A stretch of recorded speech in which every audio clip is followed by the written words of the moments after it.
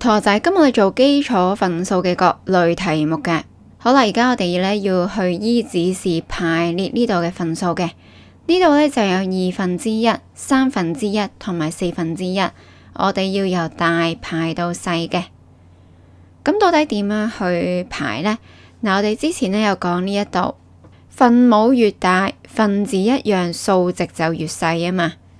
嗱，呢度咧分子係一樣噶，分子一樣。咁我哋睇下邊個分母越大，個數值就越細啦。嗱，呢度咧4就係最大，咁所以呢一個分數係最細。2就係最細，所以呢一個分數係最大嘅。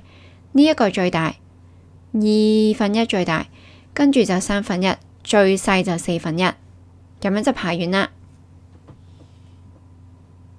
好啦，跟住就到呢度1/5、1/5同埋3/5。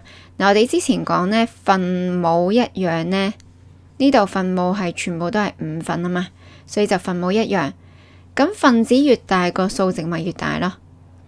嗱，呢度1、2、3呢，3就最大，跟住就2，最細就1，咁樣就排咗啦。